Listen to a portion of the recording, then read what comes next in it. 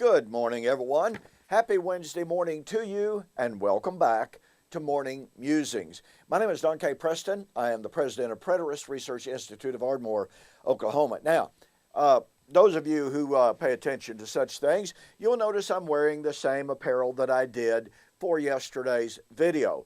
Now, many of you, if not most, know that I film, generally speaking, on Saturday morning, Sunday morning, and Monday morning for my full week's videos. Okay, so I'll do a video and I'll change my shirt and do another day's video. I'll change my shirt. I'll do another day's video. To be honest about it, that gets to be a little bothersome, a little bit time consuming, and what have you. So why am I wearing the same apparel today, Wednesday, that I did yesterday, Tuesday? Well, the reason for that, and by the way, I'm wearing the same apparel today on Wednesday that I'll be wearing to make Thursday's video. And the reason is really, really simple. It is cold as blue blazes. I'm telling you, look, Saturday, all right, Saturday during the day, we hit 72, 74 degrees. Sunshiny, absolutely beautiful. Saturday night, the bottom fell out.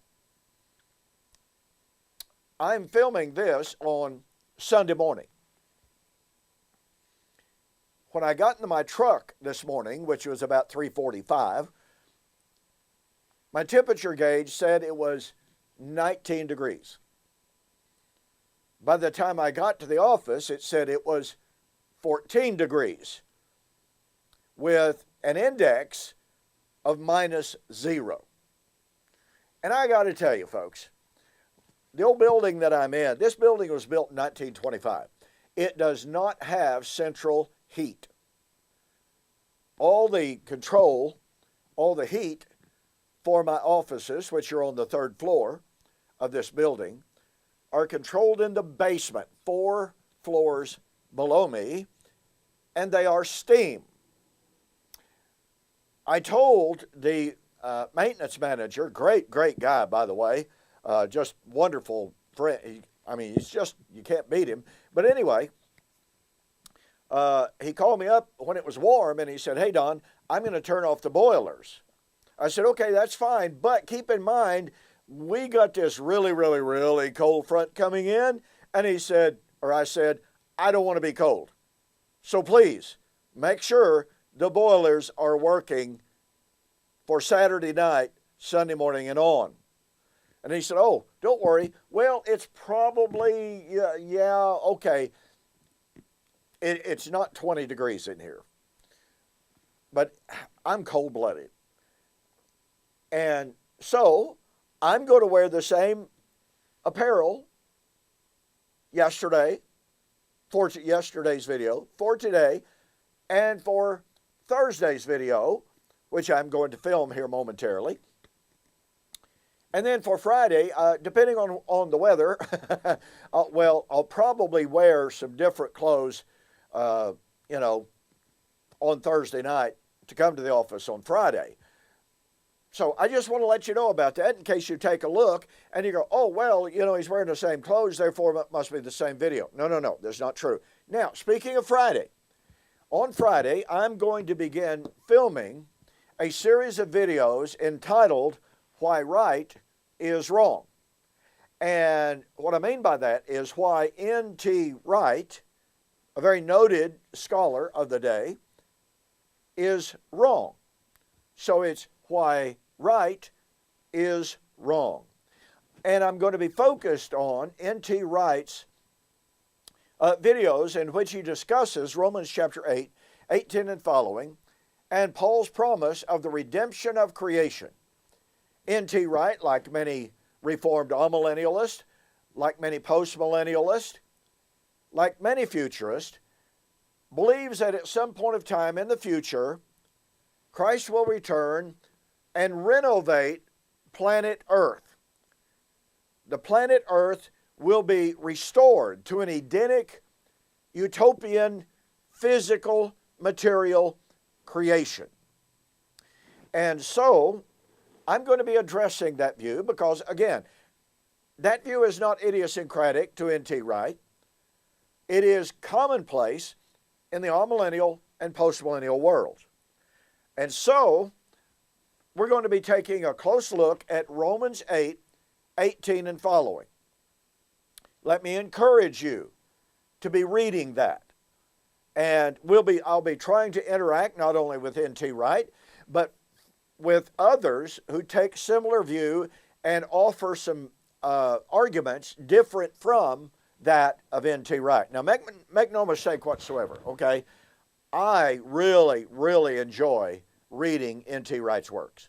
I think he's done a tremendous service to the modern evangelical world in emphasizing the first century historical circumstance of Jesus in the New Testament and the reliability of the gospel records. He's a Jesus scholar. He takes a new perspective on Paul, but we won't be getting into that all terribly much, although I am going to touch on it because it's necessary to look at his views in regard to Paul, obviously, Romans chapter 8, as opposed to Jesus. Simply stated, N.T. Wright believes that Paul edited, readapted, reinvented, changed Jesus' eschatology and made it into a cosmological eschatology, a historical eschatology, as opposed to Jesus and his eschatology. So we're going to touch on that. So that's where we are. So today, I want to continue our examination of Matthew chapter 25, 31 and following in regard to its prophetic Old Testament source. In Matthew chapter 25, 31 and following, we have the prediction of the coming of the Son of Man with the angels in power, great glory, to sit on the throne of his glory, and all nations be gathered to him for judgment. Well, as I've already indicated to you, if we make the common, very, very common fallacy of divorcing Matthew chapter 25, 31 and following from its old covenant roots of the prophecies of the last days gathering of the nations, we will be making a fatal hermeneutical and exegetical error. Ladies and gentlemen, I have said this before, I will keep saying it. If our eschatology is not based upon, taken from, God's Old Covenant promises made to Old Covenant Israel, we are doomed to having the wrong eschatology. Look, I was raised believing, as a fifth-generation member of the amillennial world, I was raised believing that the law was nailed to the cross. God was through with Israel at the cross. In my fairly recent review of Mr. Kyle Pope of the Churches of Christ, I pointed out how fundamental, absolutely fundamental to his entire eschatology is the view that God was through with Israel at the cross, how God was through with the law at the cross. The law was nailed to the cross. And yet, in a self-contradictory way, he appeals to what? For much of his eschatology. Oh, wait, he appeals to Isaiah. He appeals to Ezekiel. He appeals to Daniel. Wait a minute, ladies and gentlemen. If you're going to tell me that God was through with Israel at the cross, and if you're going to tell me that God was through with the Old Testament at the cross, then you cannot go to the cross for your doctrine of eschatology at the so-called end of the Christian age. Because your doctrine says the Christian age has nothing to do with those Old Covenant promises made to Old Covenant Israel. You see the problem? But that's the problem not only of Mr. Kyle Pope, that's the problem for even N.T. Wright, by the way. Okay, so I pointed out that in Acts chapter 2, Peter said, in defending the apostles speaking in tongues, this is that which is spoken by the prophet Joel. It shall come to pass in the last days, I will pour out my Spirit upon all flesh. Well, as I pointed out to you in that video yesterday, if we misidentify the last days, which I did for a great part of my early ministry, I was raised, taught, and teaching the last days is a reference to the last days of time or the entirety of the Christian age. It wasn't until I began to study for myself and to look critically at a lot of these Old Testament passages as well as New Testament passages which cite and apply those Old Testament prophecies that I began to see you cannot identify biblically the last days as the last days of time or the entirety of the Christian age without doing grave disservice. Well, Joel 2 and 3 is a classic example of misusing the terminology of the last days. Now, look, Joel chapter 3 is an absolutely fascinating chapter. And it's obviously critical for understanding the terminology of the last days. And since the judgment of all the nations of Matthew 25:31 and following would occur in the last days, in fulfillment of Joel 3, in fulfillment of other passages that we will note, then if we can establish that Joel chapter 2 and chapter 3 are not talking about the last days of time or the Christian age as a whole, then guess what? Then that means that Matthew chapter 25:31 and following cannot be talking about the end of the Christian age.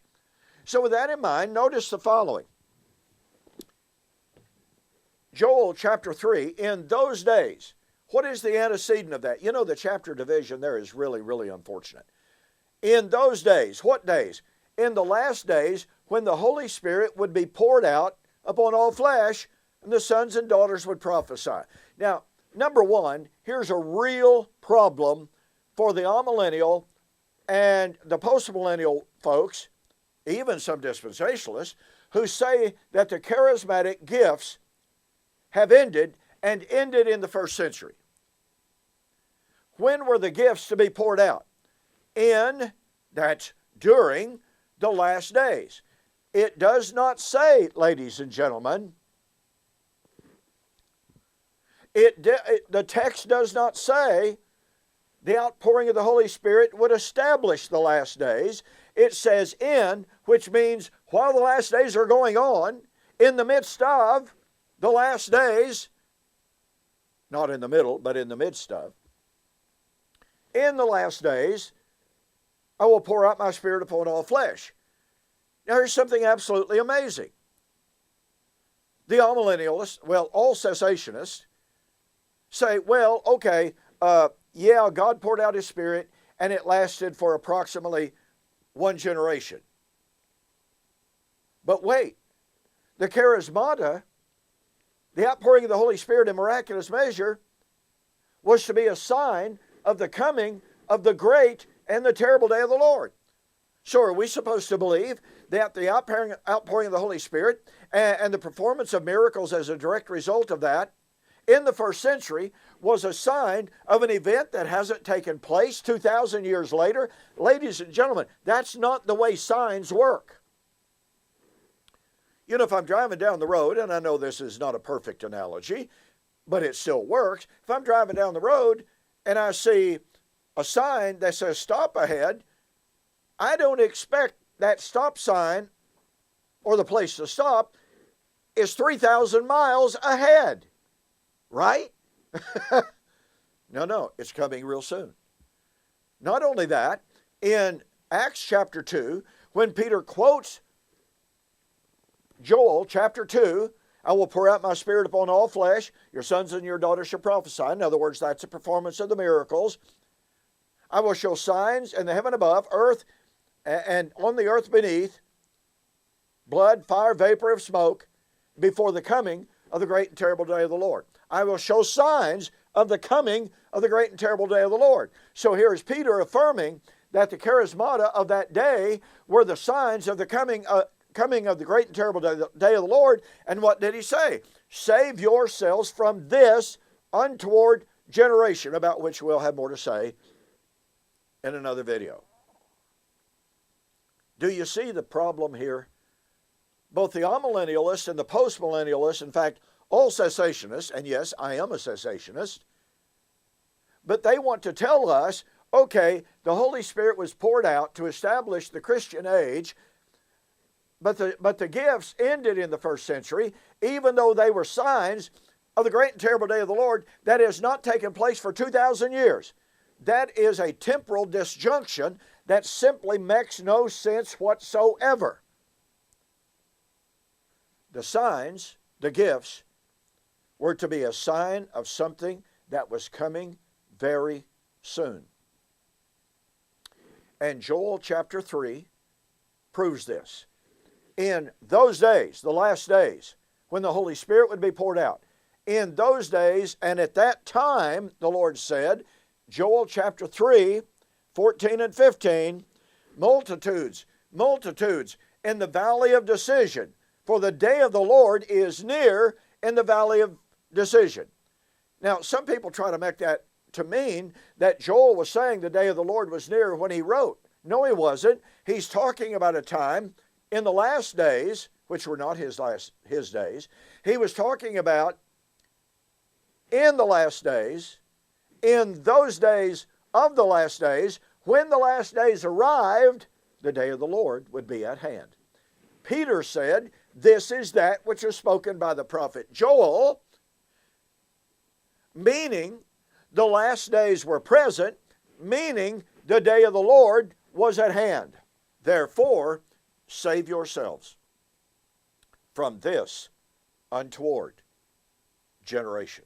Listen, you need to get a copy of my book, The Last Days Identified, to read more and more on this in-depth study of identifying the last days. Remember, all of January 2022, U.S. orders only. You go to my website, you order $25 or more, you get 15% discount plus free shipping.